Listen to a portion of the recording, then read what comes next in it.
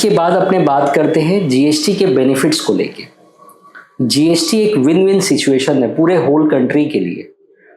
यहाँ tax payers से लेके जो एंड कंज्यूमर है सबके लिए ये बेनिफिट देता है। कैसे? जीएसटी आने के बाद में आज के डेट में जितने भी रजिस्टर्ड टैक्स पेयर है, चाहे वो होलसेलर हो, रिटेलर हो, मैन्युफैक्चरर हो, सबको जीएसटी का बेनिफिट मिलता है।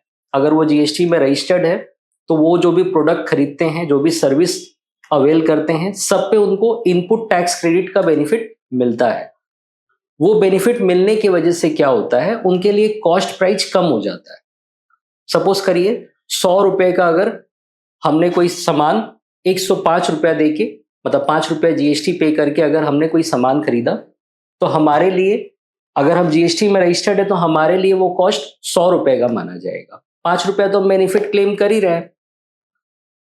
अब अगर हम इस सामान को किसी और को अगर बेचते हैं फर्दर, तो हमारा, अगर हम मार्जिन मान लीजिए हम अपना प्रॉफिट उसमें जोड़े 10 रुपए का, तो हम 105 रुपए पे 10 रुपए नहीं जोड़ेंगे। हमारे लिए कॉस्ट प्राइस क्या था? 100 रुपया। हम 100 रुपया पे 10 रुपया प्रॉफिट जोड़ेंगे, तो सामान का दाम कितना हो गया? 110 रुपया, प्लस उस पे अब हम जीएसटी चार्ज करेंगे। जीएसटी अगर नहीं होता तो क्या होता? अगर हमारा जीएसटी नहीं होता, हमको इनपुट टैक्स का बेनिफिट नहीं मिलता, तो हमारे लिए कॉस्ट प्राइस 105 रुपया होता। और अगर हम 10 रुपया मार्जिन अगर जोड़ते, प्रॉफिट अगर जोड़ते, तो वो 110 के बजाय 115 रुपया पे हम जीएसटी चार्ज करते।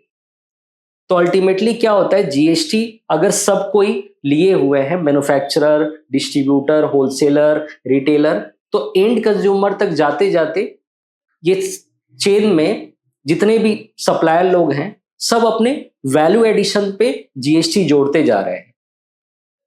ठीक है? तो इससे क्या हो रहा है, कॉस्ट प्राइस कम हो जाता है।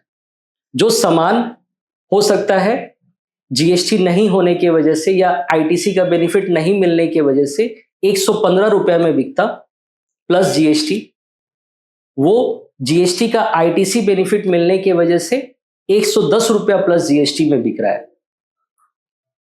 तो इससे कॉस्ट प्राइस कम हो जाता है। इसको हम लोग बोलते हैं removal of cascading effect of tax. मतलब टैक्स के ऊपर टैक्स अब हमें नहीं पे करना पड़ रहा है। 5 रुपए का तो बेनिफिट मिल ही रहा है, उस 5 रुपया पे फिर से जीएसटी नहीं लग रहा है। इसको हम लोग बोलते हैं removal of cascading effect of taxes. तो ये सबके लिए विन विन सिचुएशन है, चाहे वो होलसेलर हो, रिटेलर हो या एंड कंज्यूमर जो जीएसटी बियर करते हैं। इसके बाद आता है next point, uniform tax structure. कोई भी प्रोडक्ट अगर आप होलसेलर से खरीद रहे हैं, रिटेलर से खरीद रहे हैं, उस पे जीएसटी रेट सबके लिए सेम रहेगा। चाहे आप वो होलसेलर से डायरेक्ट खरीदे या रिटेलर से खरीदे या फिर कोई डिस्ट्रीब्यूटर से खरीदे या मैन्युफैक्चरर से खरीदे, ये टैक्स रेट उस प्रोडक्ट पे लागू है, तो वो सबके लिए है। आप कहीं पे भी इंडिया के किसी भी कोने में बैठ के अगर वो सामान खरीद रहे हैं, वो यूनिफॉर्म रेट पे बिकेगा। जो आपका प्रोडक्ट का दाम है उसके ऊपर में वो टैक्स रेट यूनिफॉर्म रहेगा, सबके लिए एक बराबर। कोई कैटेगरी वाइज नहीं है, कोई एरिया वाइज अलग अलग नहीं है, ये यूनिफॉर्म है। तो ये सबके लिए फायदा है एक तरह से। इसके बाद आता है तीसरा, सिंप्लीफाइड जीएसटी ऑनलाइन प्रोसेस। आज के डेट में जीएसटी के जितने भी एक्टिविटीज है, चाहे वो रिटर्न फाइलिंग हो, आपके टैक्स के पेमेंट हो, कोई तरह का एप्लीकेशन फाइल करना हो जीएसटी में, वो सारा ऑनलाइन अवेलेबल है। सारा चीज ऑनलाइन आप कर सकते हैं। कहीं आपको डिपार्टमेंट में जाके विजिट नहीं करना है, कोई रास्ते में आपको लाइन में नहीं लगना है। सब चीज ऑनलाइन आप कहीं से भी रिमोट एक्सेस करके कर सकते हैं। और सारी जगह पे वो गाइडेंस दिए हुए हैं पोर्टल में।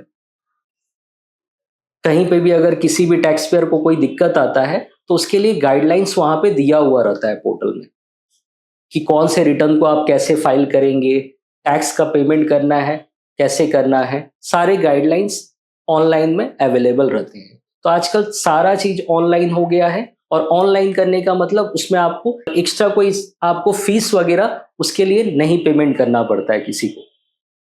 सब चीज ऑनलाइन है और तुरंत हो जाता है।